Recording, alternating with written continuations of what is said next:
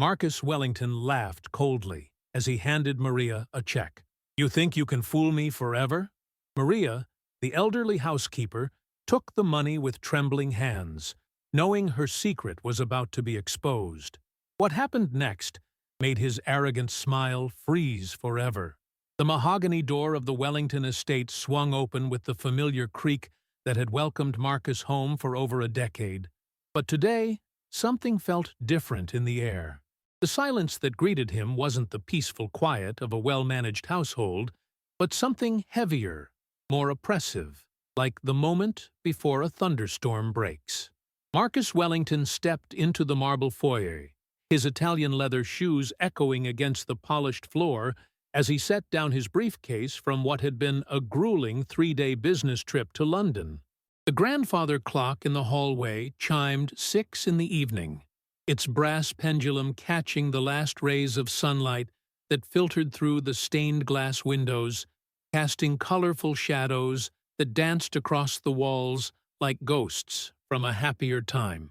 He loosened his navy silk tie and called out into the seemingly empty house, his voice carrying through the spacious rooms with their high ceilings and antique furnishings that his late wife Catherine had so lovingly selected.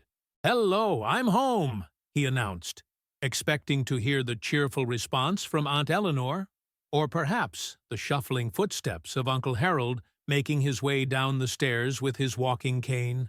Instead, what reached his ears made his blood run cold and his heart skip a beat in his chest. A woman's voice, frail and trembling with terror, drifted from the direction of the living room like a prayer whispered in desperation. "Please," the voice pleaded, broken and raw with pain, "don't hurt me again." Marcus froze in the hallway, his successful businessman's composure cracking like ice under pressure as the words penetrated his consciousness. The voice belonged to Eleanor, his beloved aunt, who had raised him after his parents' tragic accident, the woman who had taught him kindness and showed him what unconditional love looked like when the world seemed cruel and unforgiving. But there was something in her tone that he had never heard before in all his 38 years of life, pure, unadulterated fear that seemed to emanate from the very depths of her soul. Moving quietly toward the living room, Marcus felt his entire world shift on its axis as the scene before him unfolded like a nightmare he couldn't wake up from. There, on the Persian rug that Catherine had brought back from their honeymoon in Istanbul, sat Aunt Eleanor, her 74-year-old frame hunched over in a position of submission that made Marcus's stomach churn with rage and disbelief. Her silver hair, usually so neatly arranged, hung disheveled around her face, and her hands shook as she held them up defensively, as if warding off invisible blows that had already fallen too many times. Standing over her like a predator savoring its prey was Maria Santos, the woman Marcus had hired 3 years ago as their live-in housekeeper and caregiver. Maria, who had come with glowing references and a gentle demeanor that had impressed him during their interview, now stood with her face twisted into an expression of cold calculation and barely contained cruelty. Her dark eyes, which had always seemed so warm and caring when Marcus was present, now glittered with a malice that made his skin crawl and his hands clench into fists at his sides. The transformation was so complete, so shocking, that for a moment Marcus wondered if he was hallucinating from exhaustion and jet lag. This couldn't be the same woman who had brought him tea when he worked late, who had spoken so gently about caring for his elderly relatives, who had seemed like an answer to his prayers when he desperately needed help managing the household after Catherine's sudden passing from a heart attack that had left him emotionally shattered and unable to function. Maria's voice cut through the air like a blade, low and menacing in a way that made Marcus realize this was not the first time such a scene had played out in his absence. "You think he cares about you, old woman?" she hissed, her Spanish accent thickening with contempt. "He leaves you here with me and goes off to make his millions while you suffer. And he doesn't even notice. No one notices. No one cares." The words hit Marcus like physical blows, each syllable driving home the horrifying realization that this woman, whom he had trusted with the most precious people in his world, had been systematically tormenting them while he buried himself in work and grief. Eleanor's soft whimper of fear and pain broke something fundamental inside his chest, shattering the numbness that had protected him since Catherine's loss, and replacing it with a fury so pure and righteous that it threatened to consume him entirely. "Enough!" Marcus roared, his voice exploding through the room with such force that both women jumped, Maria spinning around with wide eyes that quickly filled with panic as she realized her carefully constructed facade had finally crumbled. The single word echoed off the walls like thunder, carrying with it 3 years of suppressed grief, guilt, and now an overwhelming need to protect those he had failed so catastrophically. Eleanor looked up at him with tears streaming down her cheeks, relief and fear warring in her blue eyes as she whispered his name like a prayer finally answered, while Maria's face cycled through shock, calculation, and then a desperate attempt to return to her mask of innocence that fooled no one anymore. Marcus Wellington had once been a different man, someone who laughed easily and noticed the small details that made life beautiful. Before Catherine's sudden passing 18 months ago, he would have immediately sensed the tension in his household, would have seen the fear in Eleanor's eyes during their brief conversations. But grief had wrapped around him like a suffocating blanket, numbing every emotion except the crushing weight of loss that made each day feel like swimming through concrete. The tech empire he had built from nothing in his garage 20 years ago now felt more like a prison than an achievement. Wellington Digital Solutions employed over 15,000 people across 12 countries, generating billions in revenue that once filled him with pride and purpose. Now, the endless meetings, international conferences, and board presentations served only as an escape from the empty spaces in his life, where Catherine's laughter used to echo. He threw himself into 14-hour workdays and month-long business trips, anything to avoid the silence of their bedroom, where her perfume still lingered on the pillows he couldn't bring himself to wash. When he hired Maria Santos 3 years ago, it seemed like divine intervention answering his desperate prayers. Eleanor, now 74, and Uncle Harold, 78, needed more care than their previous part-time housekeeper could provide. Harold's mild dementia was worsening, and Eleanor's arthritis made simple tasks increasingly difficult. Maria arrived with impeccable references from wealthy families in Boston, speaking softly about her calling to care for elderly people and her understanding of their unique needs. During the interview in his oak-paneled study, Maria had impressed him with her gentle manner and extensive experience. She spoke lovingly about her previous employers, elderly clients who had become like family to her. Her eyes seemed to shine with genuine compassion as she described helping seniors maintain their dignity and independence in their golden years. When she mentioned losing her own grandmother to neglect in a care facility, promising never to let such tragedy happen again, Marcus felt he had found an angel. The signs of his relative's declining condition should have alarmed him, but grief had clouded his perception like fog obscuring a dangerous cliff. Eleanor's increasing frailness, her nervous habit of glancing toward doorways when they spoke, Harold's new tendency to hide in his room during the day. Marcus dismissed it all as natural aging and the household adjusting to Catherine's absence.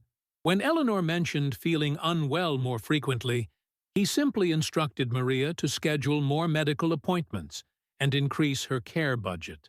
Maria's performance reviews were always glowing. She kept the house immaculate, managed the elderly couple's medications with apparent precision, and spoke respectfully about their needs during their monthly check-ins. She even sent Marcus detailed emails about their daily activities when he traveled, complete with photos of Eleanor tending her small herb garden or Harold reading in his favorite armchair. These glimpses of his relatives seeming content allowed Marcus to justify his emotional distance and focus on building his fortune. The cruel irony wasn't lost on him now. He had become wealthy enough to hire the best care money could buy, yet his emotional absence had created the perfect environment for Maria's calculated cruelty to flourish unchecked. His success meant nothing if he couldn't protect the people who had shaped his character and taught him the values that built his empire. Standing in that living room, watching Eleanor's tears fall like accusations, Marcus realized his greatest failure wasn't in business, but in love. The next morning brought a clarity that felt like emerging from a dense fog into harsh sunlight. Marcus canceled all his meetings and walked through his house with new eyes, seeing details that had been invisible through his grief-clouded perception. The small scratches on Eleanor's wrists that she quickly covered with long sleeves, the way Harold flinched when footsteps approached his room, the barely touched meals that Maria claimed they had enjoyed, everything took on a sinister new meaning. In Eleanor's bedroom, Marcus discovered a small notebook hidden beneath her mattress, filled with her shaky handwriting, documenting incidents in careful detail. Tuesday, medicine late again, felt dizzy all day. Thursday, she said I was ungrateful, locked me in room during lunch. Friday, Harold crying, she threatened to send him away. The entries painted a picture of systematic psychological torture designed to break down two vulnerable people while leaving no obvious evidence. The most devastating discovery came in his study, where he found Catherine's final letter tucked inside her favorite poetry book. Written during her last week, when her heart condition was worsening, the letter contained her fears about leaving him alone with such important responsibilities. She had written, "Promise me you'll protect those who cannot protect themselves. Eleanor and Harold gave us so much love. They deserve that same love returned when they're most vulnerable. Don't let grief make you forget what matters most." Marcus traced his finger over Catherine's familiar handwriting, feeling the weight of his broken promise crushing down on him. He had failed not only his relatives, but also his wife's final wishes. The successful businessman who commanded boardrooms and negotiated million-dollar deals had been completely outsmarted by a woman who preyed on his emotional absence. That evening, he sat with Eleanor for the first time in months, really listening as she tentatively shared her fears. Her relief at finally being heard was heartbreaking, and Marcus realized that healing would require not just removing Maria from their lives, but rebuilding the trust and connections that grief had eroded. The investigation was just beginning, but the real work would be proving that love could triumph over the darkness that had infected his home. Marcus moved with the calculated precision that had made him successful in business, but now channeled toward exposing the predator who had invaded his sanctuary. He contacted his head of security at Wellington Digital and arranged for discreet surveillance equipment to be installed throughout the house while Maria ran errands. Tiny cameras were positioned in the living areas, dining room, and hallways, everywhere except the bedrooms to maintain his relatives' privacy and dignity. The installation complete, Marcus announced he would be traveling to Seattle for an urgent merger negotiation, watching Maria's face carefully for any reaction. Her expression remained perfectly composed, but he caught a fleeting glint of satisfaction in her dark eyes that made his stomach turn. She nodded sympathetically, expressing concern about leaving Eleanor and Harold again so soon after his last trip. Her performance so convincing that Marcus marveled at her ability to deceive. Instead of flying to Seattle, Marcus checked into a hotel 20 minutes from his estate and began monitoring the live feeds on his laptop.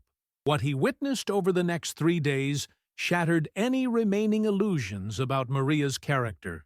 The woman transformed the moment his car disappeared from view, her gentle demeanor evaporating like morning mist to reveal something cold and calculating underneath.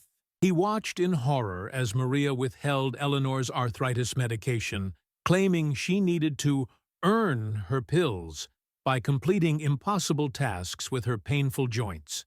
She served Harold spoiled food while eating fresh meals herself, then berated him for being ungrateful when he couldn't finish the rotten portions. Most disturbing was her psychological manipulation, convincing Eleanor that Marcus resented caring for her, that he only kept them around out of obligation, and would prefer they disappeared.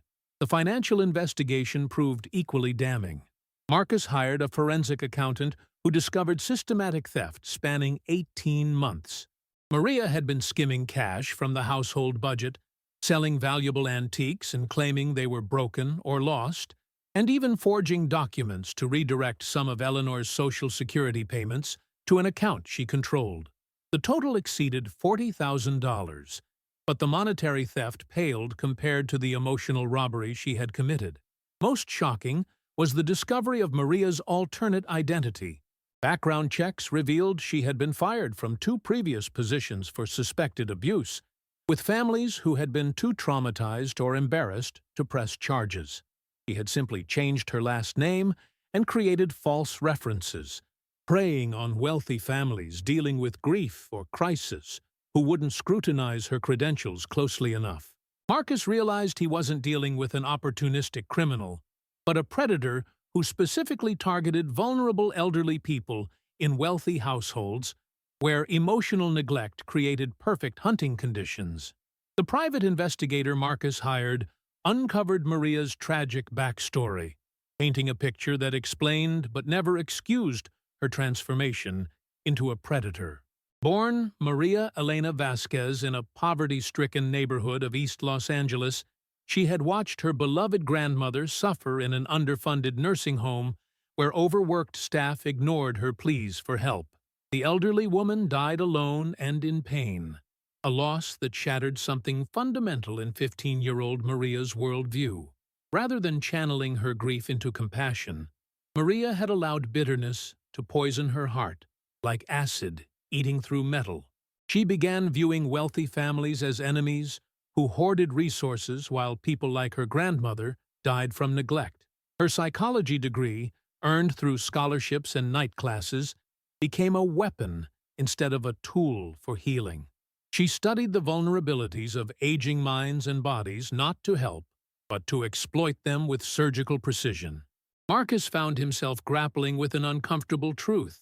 His own emotional withdrawal after Catherine's loss had created the perfect environment for Maria's calculated cruelty to flourish. While he buried himself in work and international travel, she had systematically isolated Eleanor and Harold from their support networks, convincing neighbors that the family preferred privacy and declining social invitations on their behalf. The revelation hit him like a physical blow when he discovered that Eleanor had tried to reach out to him multiple times. Voicemails deleted by Maria, emails intercepted and never forwarded, even a desperate letter Eleanor had given to Maria to mail that never reached his office. His aunt had been screaming into a void while he remained oblivious, protected by his wealth and assumptions that money could solve every problem. Sitting in Eleanor's sunroom for the first time since Catherine's memorial service, Marcus listened as his aunt tentatively shared 18 months of accumulated fear and pain. Her voice trembled as she described feeling invisible in her own home, doubted by doctors who saw an elderly woman's complaints as typical age-related issues rather than signs of abuse. Harold's condition had worsened under the stress, his confusion deepening as Maria convinced him that his family had abandoned him. The guilt threatened to drown Marcus, but Eleanor's gentle hand on his arm pulled him back to the surface. She spoke about Catherine's last visit with her, how his wife had worried about his tendency to retreat into work when overwhelmed. Catherine had made Eleanor promise to watch over him, to pull him back to what mattered most, when grief tried to steal his capacity for connection. Through tears, Marcus finally understood that healing would require more than just removing Maria and seeking justice. He needed to rebuild the foundation of trust and love that his emotional absence had allowed to crumble, proving to his relatives and himself that family bonds could survive even the deepest betrayals when strengthened by genuine presence and unconditional devotion. Marcus transformed his home office into a command center for building an airtight case against Maria. treating it with the same strategic intensity he brought to hostile corporate takeovers. He consulted with the best criminal attorneys in the state, specialists in elder abuse, who helped him understand the legal framework needed to ensure Maria would face real consequences for her calculated cruelty. The lawyers emphasized the importance of documentation, witness testimony, and irrefutable evidence that would prevent her from manipulating the system as she had manipulated his family. The surveillance footage provided devastating evidence, but Marcus knew he needed more than just video recordings to build a comprehensive case. He reached out to Dr. Patricia Chen, a geriatric psychiatrist who specialized in abuse recovery, asking her to evaluate Eleanor and Harold's condition while documenting the psychological damage inflicted by months of systematic torment. Dr. Chen's assessment revealed symptoms consistent with ongoing trauma, including anxiety disorders, depression, and learned helplessness that would take extensive therapy to heal. Neighbors began coming forward once Marcus started asking careful questions about their observations over the past 18 months. Mrs. Rodriguez, from next door, admitted she had noticed Eleanor seemed increasingly fearful during their brief encounters at the mailbox, often cutting conversations short and glancing nervously toward the house. The mailman, Robert Torres, revealed that Maria had intercepted several packages and letters addressed to Eleanor and Harold, claiming they were napping or too unwell to receive mail personally. The financial investigation expanded as forensic accountants traced Maria's theft network through multiple bank accounts and discovered she had been selling family heirlooms through online auction sites. Catherine's grandmother's diamond brooch, Harold's vintage watch collection, and even Eleanor's wedding china had been systematically liquidated, while Maria reported them as broken or misplaced. The paper trail revealed a sophisticated operation that spoke to years of experience in exploiting vulnerable households. Marcus's private investigator uncovered Maria's previous victims, 3 families across 2 states who had been too ashamed or traumatized to pursue criminal charges. Phone conversations with these families painted a disturbing pattern of predatory behavior, with Maria targeting households in crisis where grief or illness made family members less vigilant about protecting their elderly relatives. The most compelling evidence came from Dr. Sarah Martinez, Eleanor's primary physician, who reviewed 18 months of medical records and identified a troubling pattern. Eleanor's health had mysteriously declined under Maria's care, with new symptoms that disappeared whenever she was hospitalized or staying with other family members.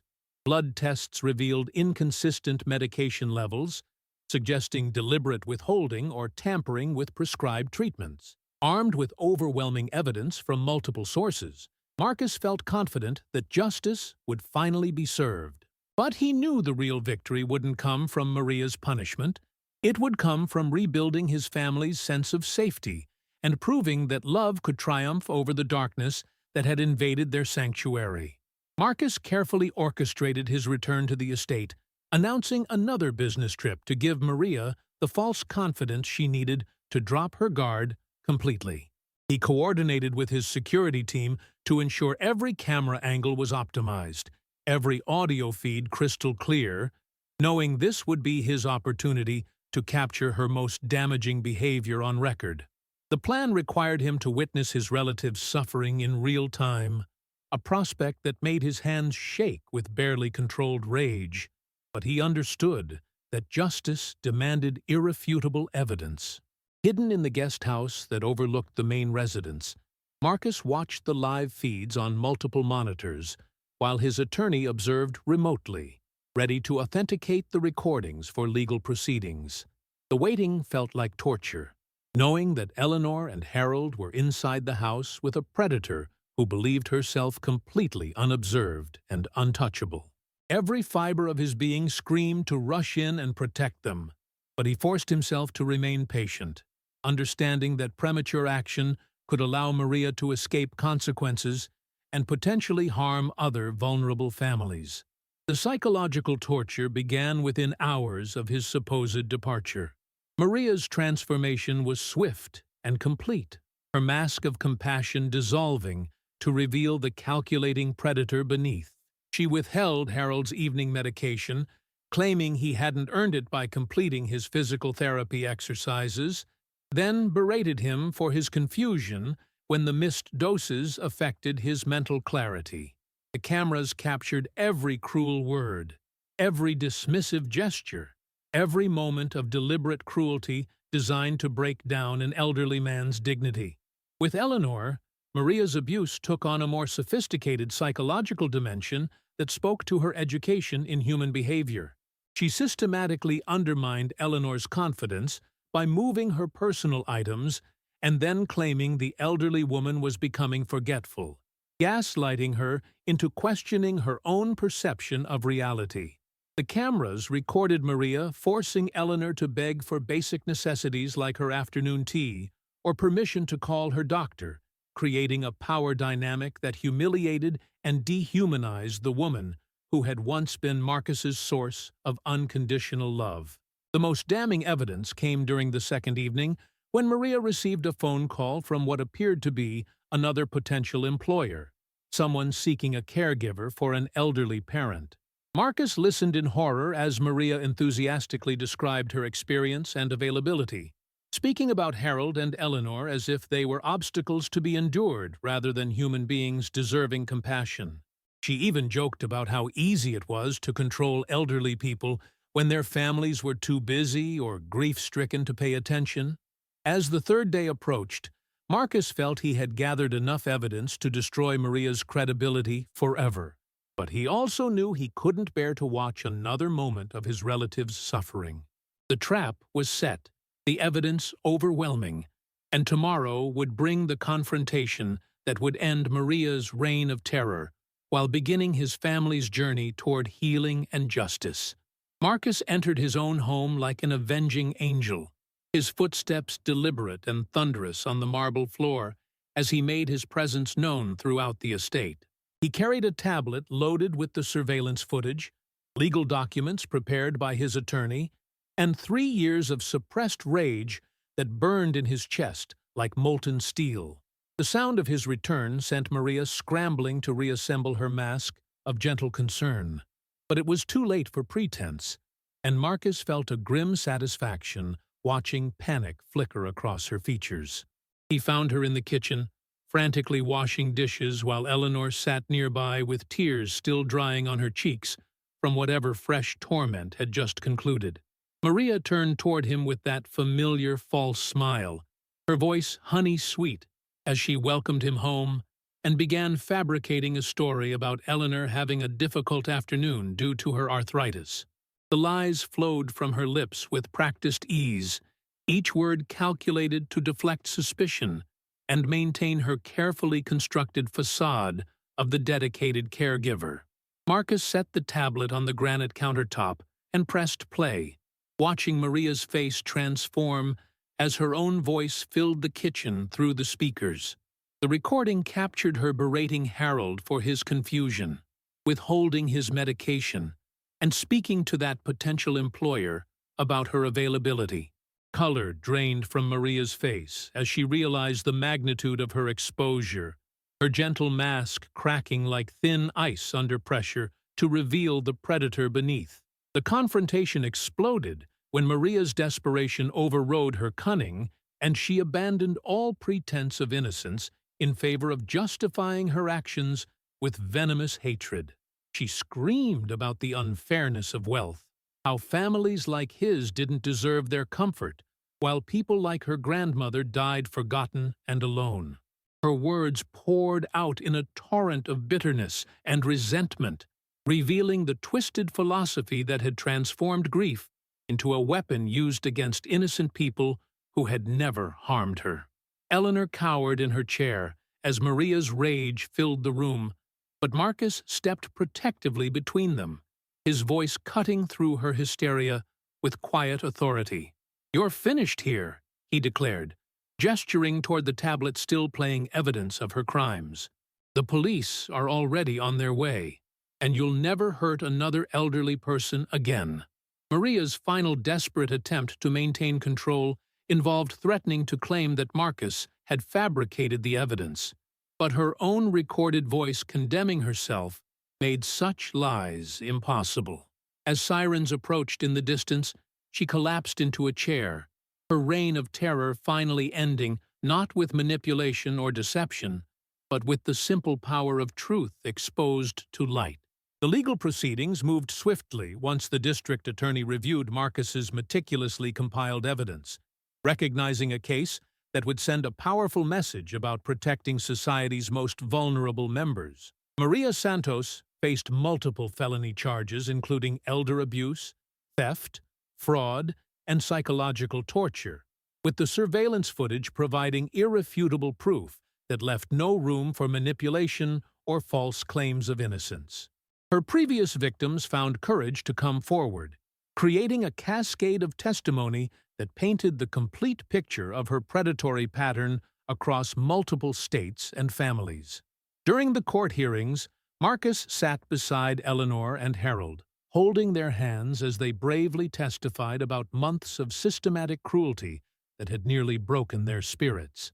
Eleanor's voice shook but remained steady as she described the psychological torture, while Harold's testimony about medication withholding and deliberate confusion brought tears to the eyes of everyone in the courtroom. The judge, a woman in her 60s, whose own parents had suffered elder abuse, showed no mercy when delivering Maria's sentence of 8 years in prison, with mandatory psychological evaluation and permanent prohibition from working with vulnerable populations. The civil lawsuit that followed resulted in full restitution of stolen funds plus damages for emotional trauma. Though Marcus knew no amount of money could truly repair the psychological wounds inflicted on his beloved relatives, more important than financial compensation was the validation that their suffering had been real, witnessed, and taken seriously by a system that too often overlooked crimes against the elderly. Rebuilding trust proved more challenging than any business negotiation Marcus had ever faced, requiring patience, consistency, and the willingness to be vulnerable in ways his grief had taught him to avoid. He hired Dr. Patricia Chen to provide ongoing therapy for Eleanor and Harold, while also seeking counseling for himself to process the guilt and learn healthier ways to cope with loss without abandoning those who needed him most. The house slowly began to feel like home again as Marcus made deliberate changes to reclaim spaces that Maria had poisoned with her presence. He replaced Eleanor's bedroom furniture where she had hidden her desperate notebook, renovated Harold's study to create a brighter environment for his recovery, and most symbolically, planted a memorial garden for Catherine, where the family could remember her without the shadow of betrayal that had haunted them.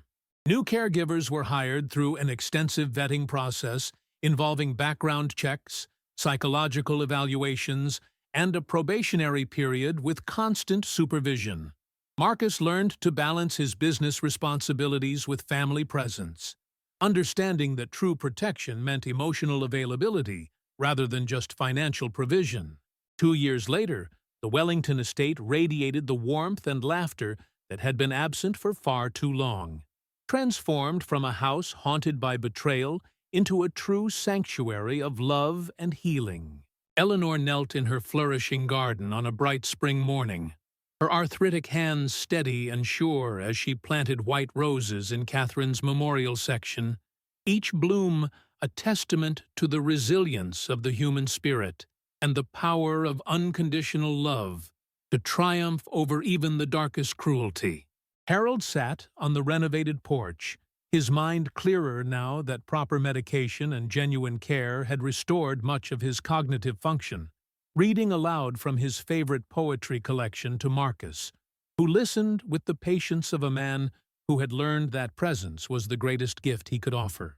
The gentle rhythm of Harold's voice mixed with Eleanor's humming as she worked among the flowers, creating a symphony of peace that filled the spaces where fear and silence had once reigned supreme.